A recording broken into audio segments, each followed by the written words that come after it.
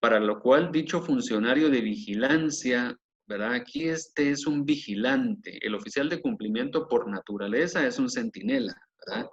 Es ese vigilante que está dentro del sistema, dentro de lo que ocurre, dentro de todo el entramado, digamos, de una estructura o de una organización pública o privada, ¿verdad? Es importante que para que esa vigilancia tenga sentido y tenga un sistema, debe contar con alerta temprana u oportuna anticorrupción, con atribuciones que le permitan ostentar a ese funcionario, a este nuevo funcionario, una alta jerarquía institucional y el goce de condiciones que le permitan hacer su labor sin interferencias de ningún tipo. Esto es muy importante, ya lo vamos a ver en la naturaleza jurídica más adelante del cargo, pero de alguna manera en este tercer considerando se dibuja un poco el diseño, digamos, o se diseña cómo podría ser esa figura del oficial de cumplimiento.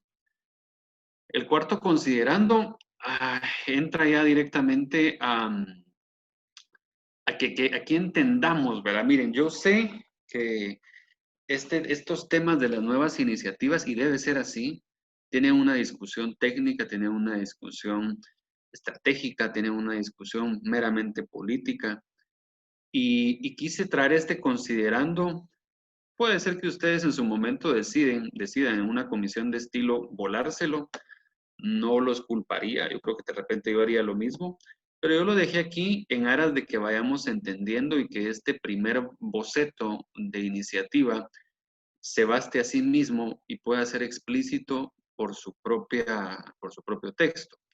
Entonces, quise de entrada tratar de una vez dar como un argumento, sin que me lo pidan, o sin que nos lo pidan, en el sentido de explicar por qué esta figura puede tener cabida dentro del sector público. Entonces aquí básicamente la redacción quedó de que este oficial se constituye en un apoyo a las competencias tutelares, fiscalizadoras y contraloras de los órganos especializados de la administración pública, tales como la Contraloría, la PGN y el MP, como lo ha sido, y aquí viene el tema, el oficial de cumplimiento financiero respecto a la superintendencia de bancos, el Banco de Guatemala, la Junta Monetaria e incluso las fiscalías contra el lavado de dinero, otros activos y contra la corrupción, que se sirven, ¿verdad? Que se nutren de la importante información que genera dicho oficial.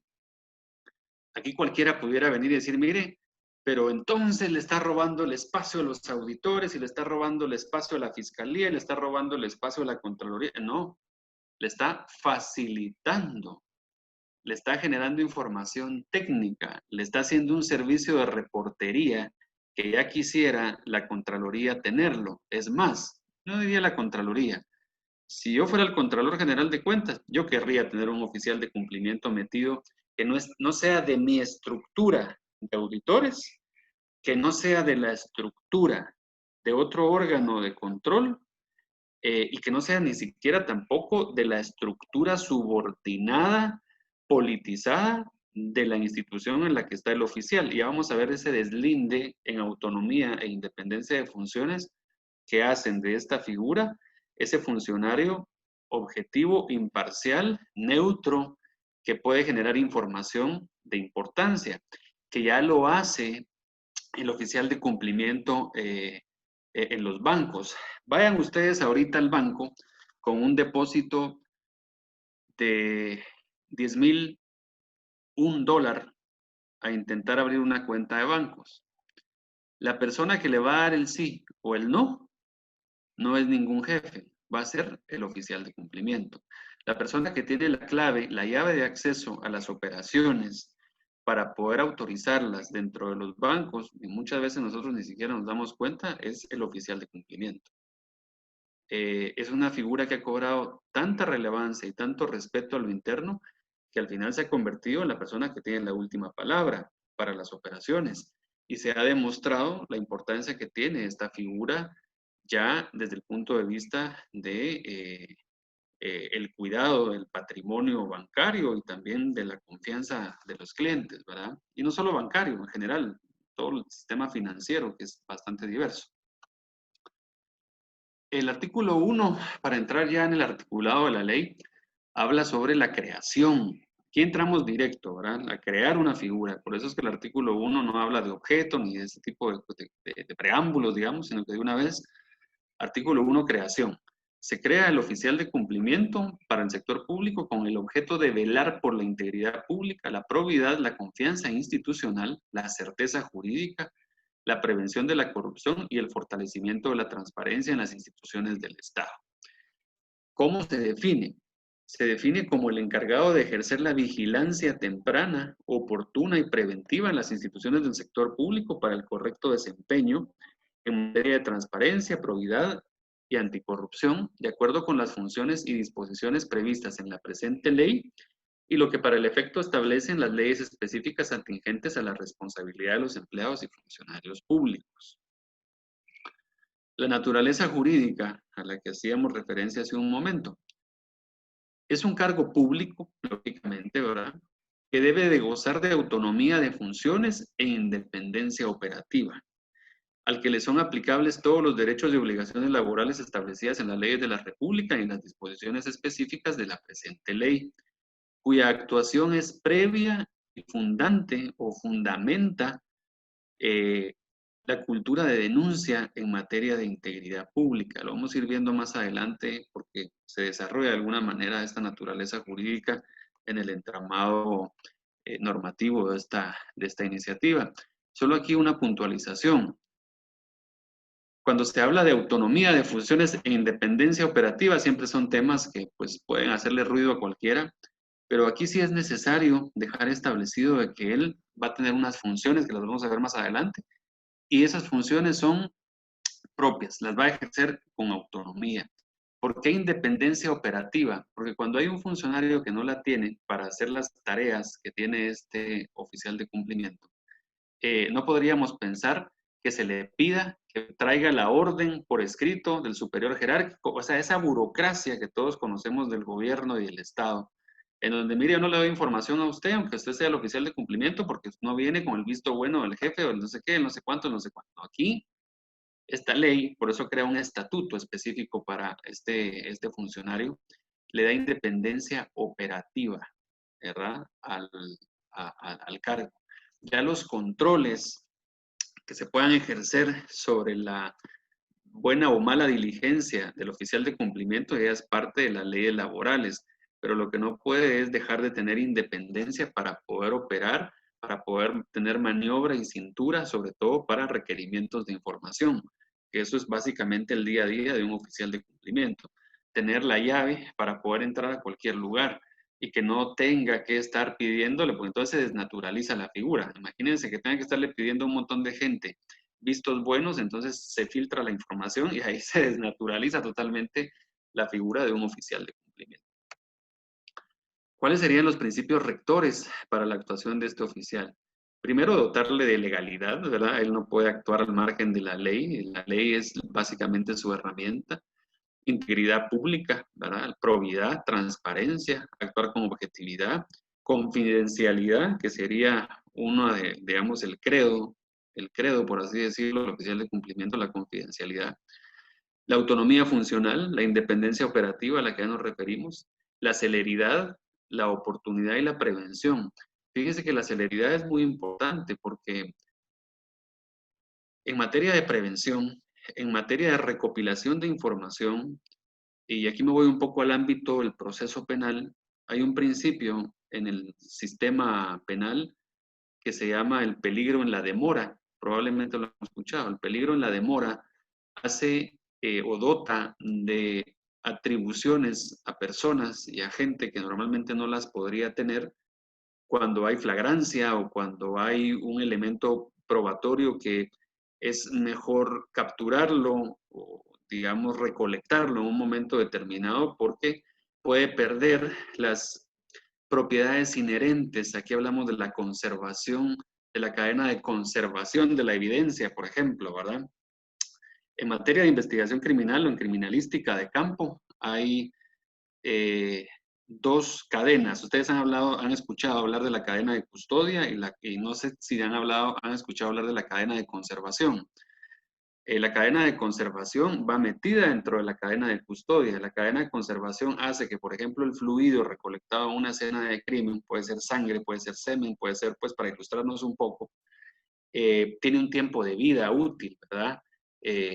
Determinados elementos, como por ejemplo residuos de disparo en la mano, ¿verdad? Que se hace a través o se recolecta a través de una técnica que es la espectrofotometría de absorción atómica, que eso lo hacen en el INASIF, digamos, tiene un periodo para poder recolectarla. Si no, tal vez la recolectó bien, se hizo todo el procedimiento de cadena de custodia con las firmas, con los sellos, con el embalaje, con lo que usted quiera, pero si la recolectó en un horario que no tiene sentido, entonces se pierde la conservación de la evidencia. Entonces acá, sobre todo, y fíjense que esto es muy importante, ¿cuál es la gran crítica que hace la población a los problemas de corrupción en el país? La gran crítica es en dónde está el pisto, en dónde está el dinero. Esa es la gran crítica que hay. Por eso muchos países están avanzando en las oficinas de recuperación de activos, en oficinas de anticipación para verificar la cadena y el trazo, digamos, o la trazabilidad del dinero en la gestión pública para saber a dónde se va y que no se mezcle con otros dineros que después hacen que el rastro sea muy difícil de seguir. Por eso la celeridad es parte de ese peligro en la demora, digamos, ese principio que tiene que estar siempre presente en figuras como estas, que en algún momento determinado pueden dar el salto a convertirse en un tema penal, ¿verdad? Por el tipo de análisis de información que se maneja. Luego hablamos de cuáles serían los requisitos para ser ese oficial de cumplimiento. Aquí tenemos que estar claro que lo que queremos es un centro delantero, ¿verdad? Anotador, el mejor, ¿verdad? O Cristiano Ronaldo o Messi. Aquí no hay chances de democratizar un tema que es eminentemente técnico. Aquí o se elige al mejor o no se elige o no tenemos oficiales de cumplimiento. Así de sencillo tiene que empezar a funcionar las cosas en Guatemala, ¿verdad? Desde nuestro particular punto de vista, ¿verdad? Yo en mi experiencia pasada, en otras vidas, tuve la oportunidad de elegir a un funcionario, ser parte de una comisión de postulación y hay presiones siempre de todo tipo. Y nos decantamos en ese proceso por elegir al que tenía la mejor nota, simple. Y se acabó el problema. Y esa persona fungió su cargo sin ningún inconveniente en una institución de prestigio como es el INASIF, ¿verdad? Ese director que en su momento pudimos elegir, se eligió porque era el que tenía la mejor nota.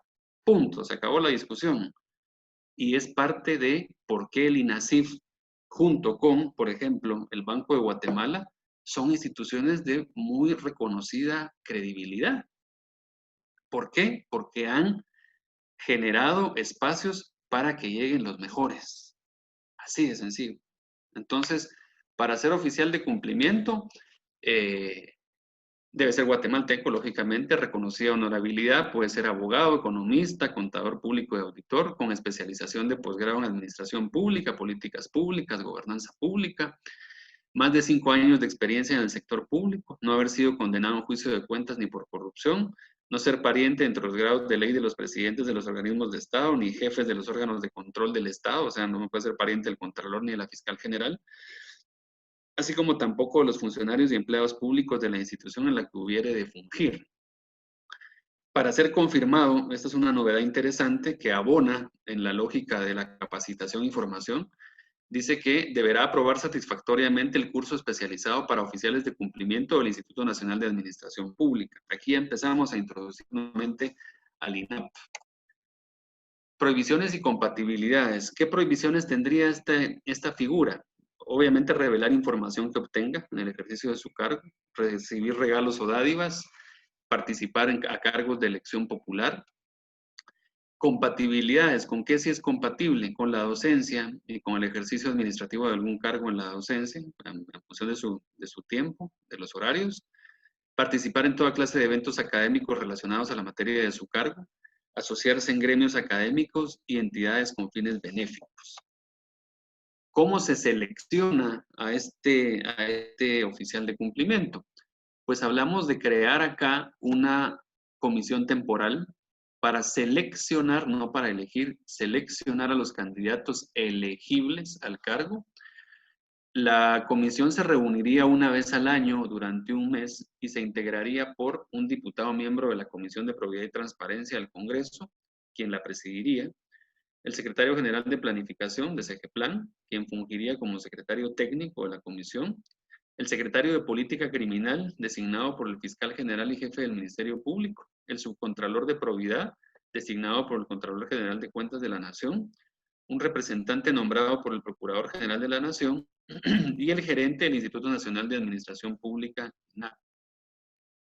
¿Cómo sería el trabajo, en resumidas cuentas, de esta comisión y cómo se ponderaría, digamos, el perfil y las habilidades y capacidades del oficial? El desempeño de la comisión es ad honorem. Podrá reunirse en las instalaciones que acuerde, cuya convocatoria se realizará por conducto del secretario general de Planificación.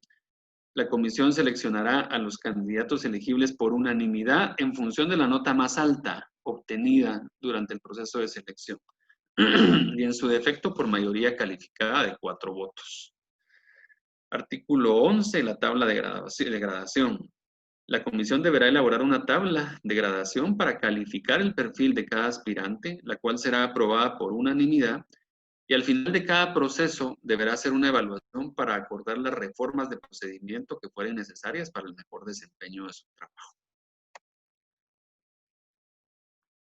La filosofía, digamos, de cómo seleccionar sería por competencias, ¿verdad? No es lo mismo un oficial de cumplimiento para temas ambientales que un oficial de cumplimiento para temas que tienen que ver con, pues, pueden ser seguridad, con temas que tienen que ver con cultura, con temas que tienen que ver con municipalidades, por ejemplo, ¿verdad?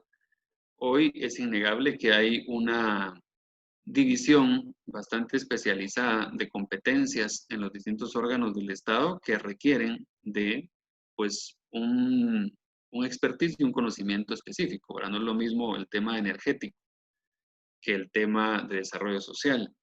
Entonces, por eso en este artículo 12 se habla de que la Secretaría Técnica, o sea, la SEGEPLAN, con el apoyo del INAP, elevará a la comisión para su aprobación un estudio técnico que contenga los requisitos técnicos de los aspirantes para que sean ponderables por materia de gobernanza dentro de la tabla de gradación, atendiendo al mandato legal y competencias específicas diferenciadas que requiera cada órgano del sector público por su naturaleza. El artículo 13 habla de que todas las entidades públicas y privadas, así como personas individuales, van a quedar obligadas a rendir los informes de los aspirantes que requiera la comisión con arreglo a las leyes de la República. El fallo, y aquí esto se puede discutir, pero el criterio que nosotros tenemos es que el fallo en la selectividad, cuando se hace un análisis y la elección es por nota, por la calificación más alta, y es una fase de selectividad, digamos, de selección y no de elección final para que tome posesión del cargo, acá estamos hablando de que el fallo debería ser inapelable. Eso sí, sujeto a una revisión de la calificación por el plazo de 30 días para que el aspirante pueda, si está inconforme con su nota, pedir una revisión. De no resultar elegible, el aspirante podrá participar en sucesivas convocatorias. La comisión en cualquier tiempo podrá enmendar el procedimiento de selección por errores administrativos o circunstancias sobrevenidas que lo hagan aconsejable o necesario. Y aquí pasamos a la fase de elección. Y aquí ya correspondería a las distintas instituciones del Estado elegir de esa lista de elegibles, nombrar, evaluar y dar posesión del cargo a los oficiales de cumplimiento. Esa palabra evaluar es porque no quise traer aquí un artículo que creo que estaba de más y se explica por sí solo, pero el oficial de cumplimiento debe, para ser nombrado, pues pasar un curso del INAP, pero aparte también un periodo de prueba, ¿verdad? Y una vez superado ese periodo de prueba, pues ya se podría dar posesión del cargo como tal al oficial de cumplimiento. En este proceso no se atenderán más criterios que la idoneidad, capacidad y honradez, que eso está en el artículo 113 de la Constitución, no hay pierde ahí con ello, así como las necesidades y competencias específicas del servicio o la institución correspondiente, las cuales se adviertan de las capacidades y habilidades del candidato elegible.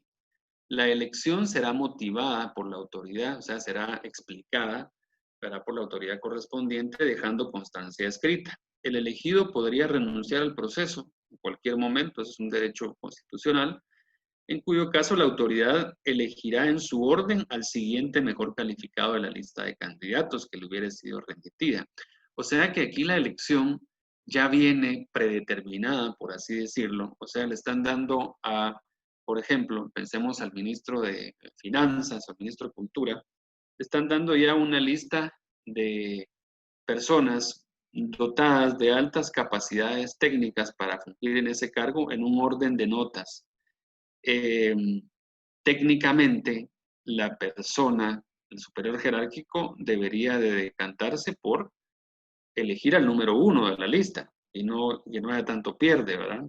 Entonces, esa es, digamos, como la idea, la intención de que no se pierda esa lógica. O sea, si tuvimos una comisión de selectividad con gente experimentada, con altos cargos, con elementos técnicos que los da el INAP, con elementos técnico-políticos y de política pública que los da CGPLAN, con la visión global del Estado, de la probidad que lo da el representante de la Comisión de Probidad del Congreso, aunque va a ser un actor político, pero de todos modos, por muy actor político, por muy diputado que sea y con todo el cariño y el respeto, al estar inmerso dentro de un ente eminentemente técnico, pues su participación será la de aportar la experiencia política que ha tenido en el cargo, como aquel diputado que llega y se sienta en la Junta Monetaria.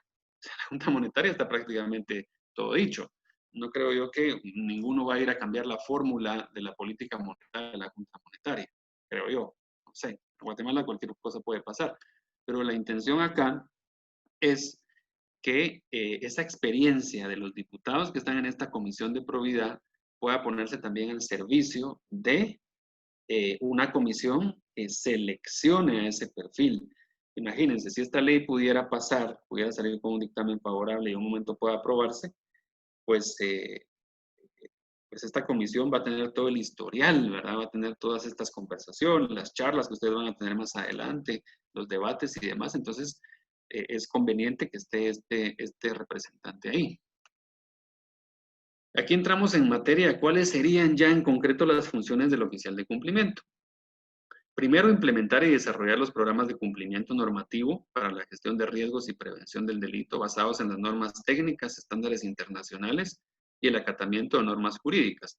Esto ya lo analizamos en la iniciativa anterior, ¿verdad? Hablamos bastante de estos temas de las normas técnicas. Luego sería desarrollar, mantener y actualizar los sistemas de alerta temprana u oportuna en materia de prevención de corrupción, definiendo los controles y protocolos de actuación respectivos. Aquí vienen las dos figuras estelares del oficial de cumplimiento. Identificar, detectar y analizar los patrones de actos que revelen sospecha de corrupción dentro de la institución y elaborar los reportes de actos sospechosos de corrupción, que serían los RASC. Ustedes lo pueden poner de otra manera. A nosotros nos pareció que pues pudiera ser, ¿verdad?, una frase que se le quede a todo mundo. En materia financiera son los RTS, ¿verdad? Los reportes de transacción sospechosa que van de la institución financiera a la Intendencia de Verificación Especial. Aquí estamos hablando de reportes de actos sospechosos de corrupción, pueden ser RAS, puede llamarse de otra manera. Lo importante es la reportería de esa detección o no detección, que lo vamos a ver adelante, de corrupción, de indicios de corrupción. La otra función es desarrollar la base de datos de mejores prácticas institucionales. De nada serviría solamente tener una persona que esté diciendo sí o no, con toda la experiencia y la calidad técnica que pueda tener. Entonces es importante que este oficial tenga como una función desarrollar la base de datos de mejores prácticas institucionales de acuerdo con su experiencia laboral o la experiencia laboral de la institución, el conocimiento académico que permitan erradicar la opacidad, mejorar la probidad y fortalecer la transparencia. También participar en las capacitaciones al personal, ¿verdad? rendir información estadística a través de la Oficina de Acceso a la Información Pública, mantener una estrecha coordinación con las instituciones de control gubernamental y persecutoras del Estado, velar por la autonomía e independencia operativa de su propio cargo frente a la institución y frente a terceros, y otras que le señalen las leyes en materia de lucha contra la corrupción, de fortalecimiento de la probidad y de la transparencia. Otra gran tarea importante que lo hemos estado mencionando aquí en los artículos precedentes es el sistema de alerta temprana u oportuna. Algunos debaten entre que si se debe seguir llamando temprana o simplemente oportuna, ¿verdad? Yo creo que las dos se pueden compatibilizar. Y aquí el oficial de cumplimiento es el responsable de implementar y mantener actualizados estos sistemas de prevención, de detección, ¿verdad? Identificar aquellas conductas o situaciones que pudieran poner en peligro la reputación, el erario, el patrimonio, etcétera, de la institución. Y aquí esto puede trascender la institución, el poder generar un sistema de denuncia o de queja o de información hacia la ciudadanía que ha acudido a la prestación de ese servicio público institucional que brinda ese órgano, poder ser parte también de esa información que le sirva al propio oficial de cumplimiento. En el caso de la alerta temprana u oportuna, que pudiera, antes que caer en temas delictivos o temas de hallazgos administrativos, pudiera pensarse en una alerta temprana que simple y sencillamente ponga el aviso o la alerta de que esto, si no se aborda bien, sí pudiera generar determinada situación. Entonces, por eso es que en esta parte de alerta temprana, el oficial de cumplimiento sí le da aviso inmediato al superior jerárquico de la institución, porque no es un reporte de transacción sospechosa de corrupción. Simple y sencillamente es algo que incluso se puede mejorar y se puede corregir y que es importante que de inmediato el superior jerárquico tome cartas en el asunto.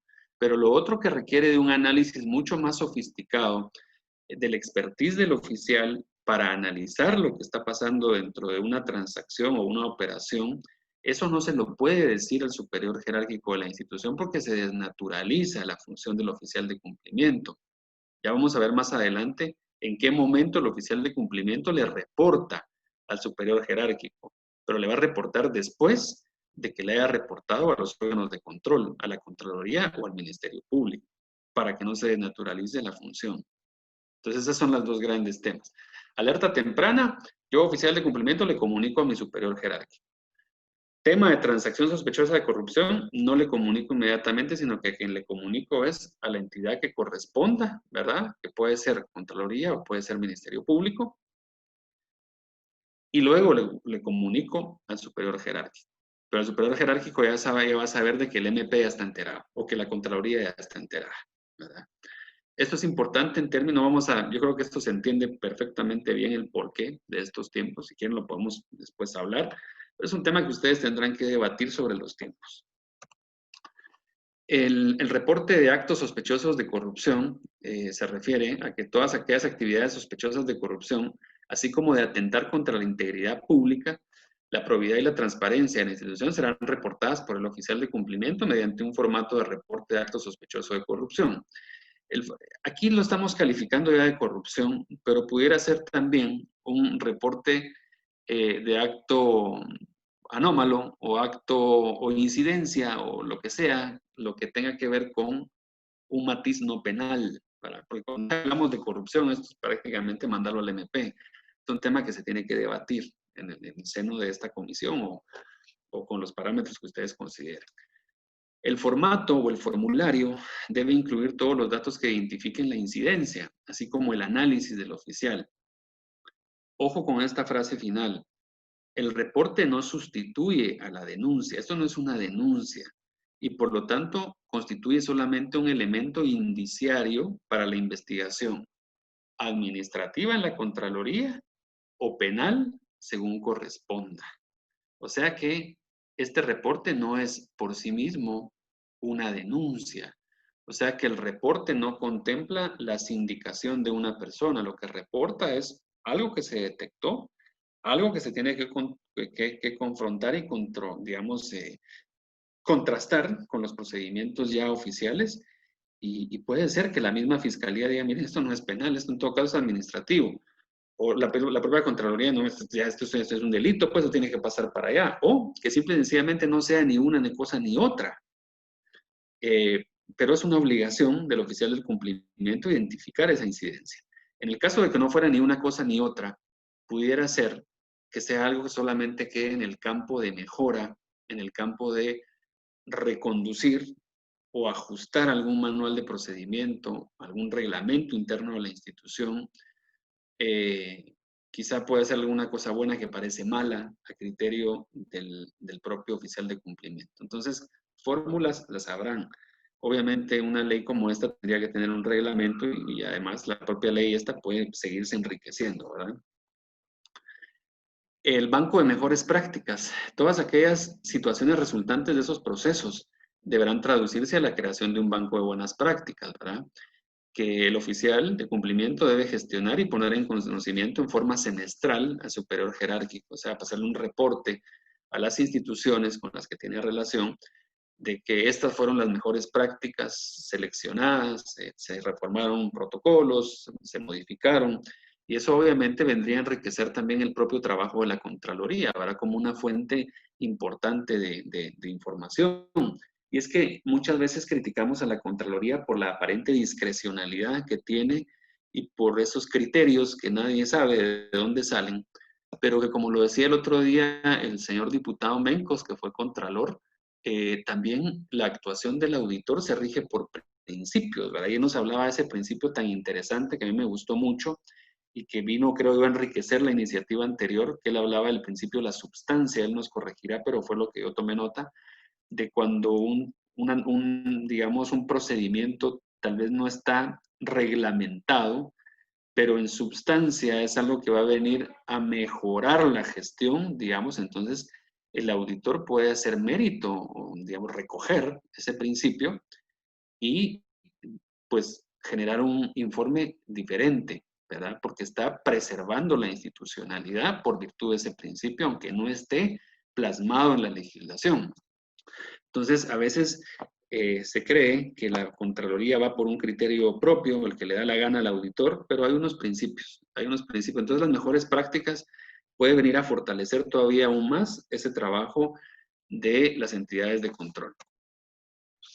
El informe mensual de no detección de actos, o sea, así como va a encontrar, porque imagínense, si todo está bien, ¿verdad? Pues también es un poco raro. Entonces aquí la idea es que haya un informe mensual del oficial de cumplimiento en donde él establezca, miren, no se detectaron en este mes ningún acto sospechoso y poder comunicarlo a las entidades correspondientes.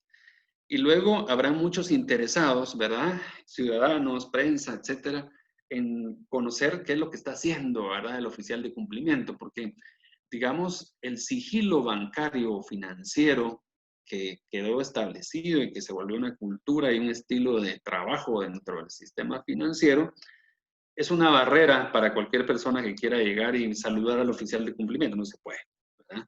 Entonces hay digamos, una barrera ahí. Entonces acá hay que crearle su propia barrera. Si bien es cierto, hoy hablamos de que hay datos pues accesibles, estos datos como son tan sensibles, sí deberían de gozar de una, digamos, protección específica. El oficial de cumplimiento puede trasladar toda la información estadística. Este mes se reportaron de esta manera, el otro mes de esta manera, pero no revelar datos sensibles de la información, a efecto de, pues, no poner en riesgo, primero, el principio de inocencia, tan vulnerado, por cierto, en este país, el del debido proceso y fundamentalmente por no entorpecer lo que pudiera así llegar a ser una investigación sólida en términos administrativos de la Contraloría, con miras a probablemente un juicio de cuentas o con miras a el pago de una multa o lo que fuera dentro del proceso administrativo. No digamos con miras a incluso la recuperación de activos, ¿verdad? Tan importantes cuando se dan casos ya mayúsculos de corrupción, ¿verdad? Luego la coordinación interinstitucional. Aquí hablamos de que el oficial de cumplimiento remitirá los reportes a que se refiere el artículo que hablamos a la Contraloría o la MP, a fin que dichas instituciones analicen los casos desde su mandato institucional para entablar las acciones conforme a la ley.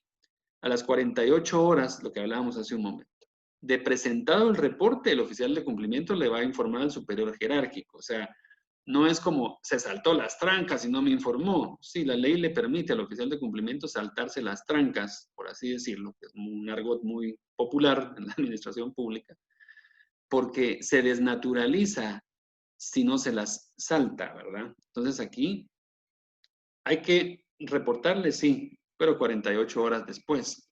¿Cuál es la naturaleza de esto? Lo hablábamos, el peligro en la demora, pero aparte, la posibilidad de que el Ministerio Público, si fuera este el caso, y se analiza dentro de las 24 horas, por ejemplo, siguientes, o dentro de las 8, pensemos en un Ministerio Público súper o altamente eficiente. Desde el punto de vista de la litigación estratégica, o el litigio estratégico, el Ministerio Público necesita actuar de manera rápida y espontánea, incluso pidiendo medidas cautelares, precisamente para la preservación de la evidencia, para el congelamiento de bienes, para determinadas situaciones que puedan ocurrir.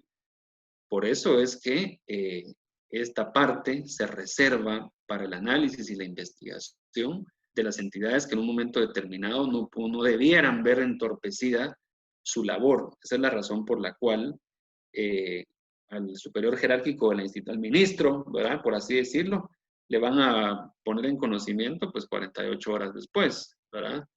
De todos modos hay ministros que ni llegan al despacho, entonces, tampoco es para que se asusten tanto, ¿verdad? Entonces, esto lo que va a hacer, creo yo, es tener al ministro más sentado en su cargo, más responsable de su trabajo, ¿verdad?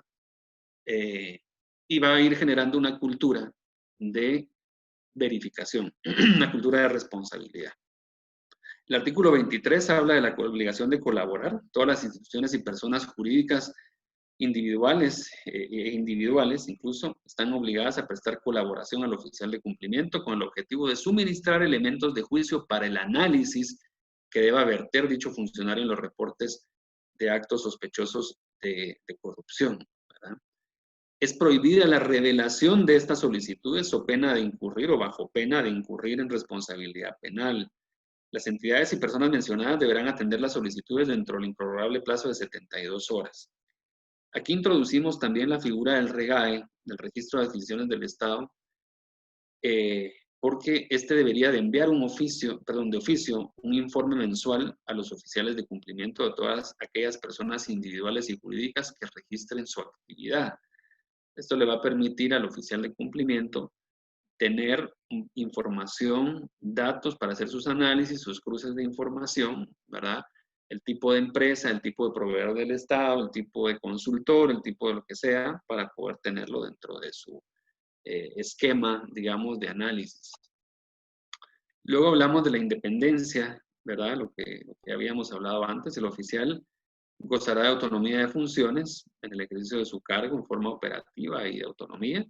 Queda prohibido al superior jerárquico y a cualquier otro funcionario intervenir en sus funciones, así como obstaculizar su desempeño laboral, ¿verdad? La institución queda obligada a suministrar todos los insumos necesarios para el correcto desempeño de sus funciones. Está obligada, además, la institución a garantizar la confidencialidad, esto es importantísimo, ¿verdad? De los registros informáticos que sirvan para la puesta en marcha de los programas que desarrolle e implemente el oficial de cumplimiento. La inobservancia de esta disposición dará lugar a responsabilidades penales. O sea que yo, ministro, contrato un mi patojo chispudo 029 crack en informática, ¿verdad? Para que le esté viendo qué está haciendo el oficial de cumplimiento. Eso sería un delito. O sea, ahí se va ministro y antejuiciado y 029 de una vez con orden de captura, ¿verdad? Porque si no hay una preservación, ¿verdad? Abiertamente garantizada de la información que tiene el oficial de cumplimiento y lo que hay es un sistema tipo colador que se sale toda la información, entonces se desnaturaliza. Por eso es que estos candados deben de quedar para que de alguna manera se garantice esa independencia operativa del trabajo que hace el oficial de cumplimiento. Luego, precisamente porque el señor, este oficial de cumplimiento, no es un burócrata al uso en el sentido de ser la persona que ostenta ese caudal de información, eh, digamos, calificada, procesada, sino que es un análisis inicial, preliminar, y que no tenemos que estarlo exponiendo de cara a los medios de comunicación, pero no tanto por eso, sino porque sencillamente el reporte o su actividad estelar como reportería de transacciones o de actos, digamos, no es algo que ya tenga la calificación o no ha pasado todo el proceso para convertirlo en una evidencia de peso para sustentar la atribución de cargos administrativos o la imputación penal de delitos, sino que es algo preliminar.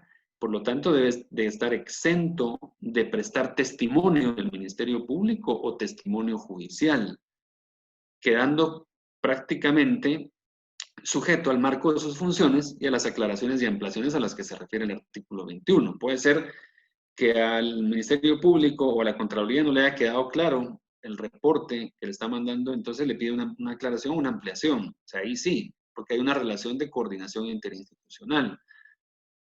Pero lo que no puede ser la Fiscalía es ir a sentarlo a que brinde declaración testimonial, porque no tendría sentido. Entonces ahí le está haciendo el trabajo a la Fiscalía. La idea es que la Fiscalía o la Contraloría, según la naturaleza del hallazgo, sea la que haga el proceso de análisis de esa información para calificar el contenido de la misma y para verificar en qué vertiente debe trasladarse o debe encauzarse esa información. Por lo tanto, el oficial de cumplimiento debe quedar exento de participar en actividades de esta naturaleza. Así que eso sería básicamente la presentación. Yo les agradezco mucho su atención, ¿verdad? Y pues quedo a las órdenes, señor diputado, para lo que ustedes estimen pertinente.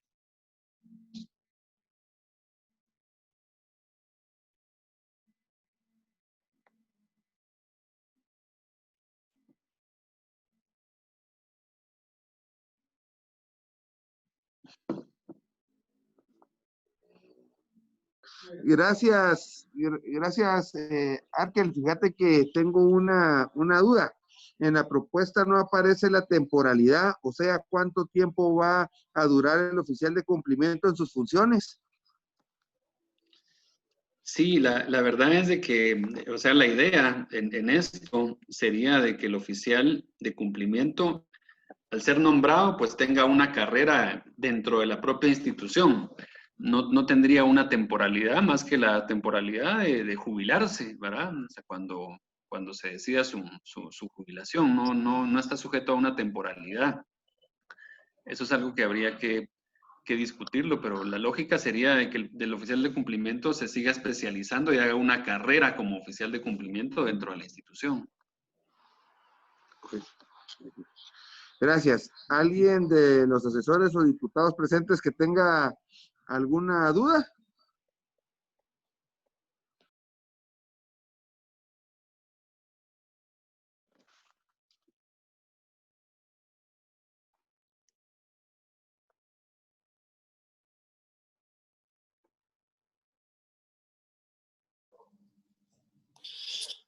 No habiendo... Estimado Pepe, diputado ¿Sí? Pepe, ¿qué tal? Alberto Sánchez de Semilla.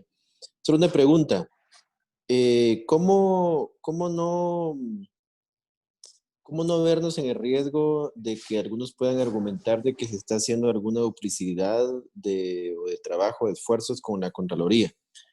No sé si podríamos quizás explicar o profundizar un poco al respecto para, siendo abogado del diablo, ¿no? En el sentido de que digan, no, pues duplica las cosas y cómo podríamos entenderlo.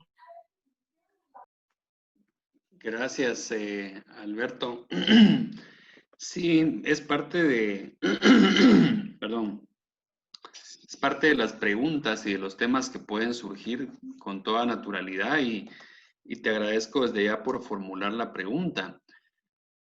Y yo la contestaría de una manera muy, muy simple, y es, analicemos lo que ha ocurrido en el sistema financiero formal del país. Al principio dijimos que no estamos aquí inventando el agua azucarada. Quizá lo complejo de esta iniciativa es hacerle la pista de aterrizaje para que la figura que funciona muy bien en el ámbito financiero funcione muy bien en el ámbito del sector público. Y fíjate que acá, precisamente las instituciones, especialmente la Fiscalía, creo yo que vería con muy buenos ojos, porque es un alimentador permanente de información para la propia Fiscalía, como lo ha sido, digamos, para la Fiscalía contra el lavado de dinero o contra la corrupción u otras fiscalías, el tema de contar con información financiera. En el sistema financiero formal, el oficial de cumplimiento le reporta a la Intendencia de Verificación Especial. Y la Intendencia de Verificación Especial lo analiza y es ella la que pone la denuncia. Acá lo que habría que es nada más definir bien el filtro, ¿verdad? De cómo pasar esa información directamente para la fiscalía o no, dependiendo. Pero creo yo que las instituciones que pudieran alegar en un momento determinado alguna duplicidad son las principalmente beneficiadas. Y como ya existe en el ámbito financiero formal, yo creo que no sería muy difícil, digamos, de poder, digamos, comprender el símil que hay entre una figura y otra. Yo por experiencia pasada, por vidas anteriores, fui parte del equipo que fundamos la Fiscalía contra el Lavado de Dinero en 2004-2005 en la Fiscalía, y pues conocimos toda esa parte, ¿verdad? Empezó a girar la rueda para que los oficiales de cumplimiento hicieran su trabajo. Perdón. Y entonces te sé decir que es un proceso de adaptación, ¿verdad? Es un proceso digamos, de poder analizar la figura, poder ponerla en marcha, pero es algo que yo creo que habría que como desmitificar, ¿verdad? Si se empieza a construir el mito, no, va a duplicar funciones, no, que mire que mi trabajo, yo al contrario, yo lo que vería en argumentos como esos o en mitos que pudieran generarse como esos es el deseo de que las cosas sigan igual, ¿verdad? Pero sobre todo es que el oficial de cumplimiento también nos va a dar algo que no nos da el actual sistema, Alberto. El actual sistema no nos da alerta temprana, no nos da alerta oportuna, no nos generan buenas prácticas. O sea, no hay nada, hay una visión de persecución, ¿verdad?, del funcionario. Hay ya un estigma sobre el funcionariado público, de que mejor encontrémosle un hallazgo, ¿verdad?, para que no digan que este es pulcro, ¿verdad? Y entonces, ¿cuántos casos se caen hoy en la Contraloría de Cuentas? Es increíble. Yo fui a tramitar mi finiquito, por ejemplo, el año pasado, y tenía una multa de 25,000 quetzales cuando yo fui funcionario. Y una multa que cuando empezamos a revisar la ley, se había declarado una inconstitucionalidad sobre la ley de la Contraloría, sobre ese punto sobre el cual se había basado legalmente el auditor para endilgarme los cargos o los hallazgos. Entonces, ni siquiera eso pudo la Contraloría determinar bien en el informe del auditor específico. El pobre auditor estaba desarrollando un informe de auditoría cuyo basamento legal era inconstitucional, porque hacía 2 años se había declarado inconstitucional. Entonces, yo creo que la figura del oficial de cumplimiento, más que darnos información también de carácter, digamos, para entablar acciones administrativas propiamente de cargos en la Contraloría o de delitos en el MP, también nos va a permitir generar prevención. Y eso es muy importante. O sea, la versatilidad que tiene el oficial de cumplimiento la verdad es que es maravillosa para poder insertarla dentro de la función pública. Entonces, Alberto, yo la verdad es que creo que tu pregunta es muy buena y es por eso uno de los considerandos la puse. O sea, pusimos ahí escrito, ¿verdad?, con la licenciada Zangara, el tema de que podamos abrir los ojos y ver que en la ley contra el lavado de dinero u otros activos, específicamente su reglamento, quedó bastante clara la figura del oficial de cumplimiento para ese sector. Para acá requeriríamos también entender que las instituciones que hoy pudieran alegar, miren, se están metiendo en nuestra cancha, van a ser las más favorecidas y no van a poder alegar cosa distinta porque ya utilizan esa figura del oficial de cumplimiento en otros casos. Imagínense que esto llegara a la Corte de Constitucionalidad en un determinado momento que alguien no esté de acuerdo, que plantea una inconstitucionalidad, la CC de entrada les va a decir, miren señores, ya está un precedente, pues, ¿verdad? Es mi humilde opinión, ¿verdad? Puede ser que esté equivocado, ¿verdad? Pero esto sí es bien importante tener en cuenta que hay un símil, Alberto, que el valor agregado de esta ley que estamos analizando acá es cómo nos ponemos de acuerdo para insertar la figura en el sector público, porque son dinámicas diferentes, ¿verdad? No es lo mismo una persona de estas metida en el banco agromercantil o en el banco industrial a una figura de estas metida en el Ministerio de Desarrollo Social, pues, ¿verdad? O sea, es diferente. Entonces hay que buscar esa manera de que pueda ingresar. Gracias.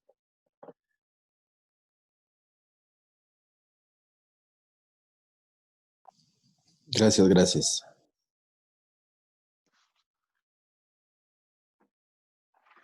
Gracias, doctor Artequel. También las gracias para el diputado Alberto Sánchez de Semilla.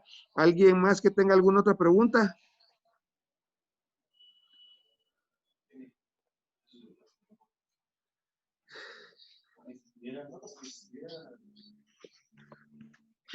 Habiendo ya terminado la exposición y las preguntas, solo le hago una invitación a los diputados y a los asesores que nos acompañan para que le puedan dar la información a los diputados también que el día de mañana entre 12 y 2 de la tarde vamos a platicar en el pleno para ver a qué horas presentamos las dos iniciativas y le hago una cordial invitación a todos los diputados de la comisión para que la puedan firmar el día de mañana. Agradecerle una vez más a Liri y a todos los participantes. Entonces, quedamos mañana en Pasos Perdidos para la presentación. En el chat y en la vía correspondiente se les va a estar informando a cada uno de los diputados que nos quieran acompañar mañana en Pasos Perdidos para la presentación de la iniciativa. ¿Alguna otra pregunta o duda?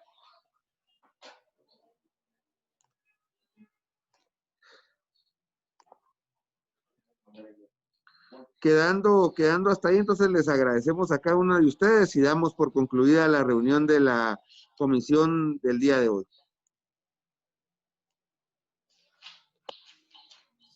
Tengan buen día. Buen día. Estén bien. Buen día. Buen día.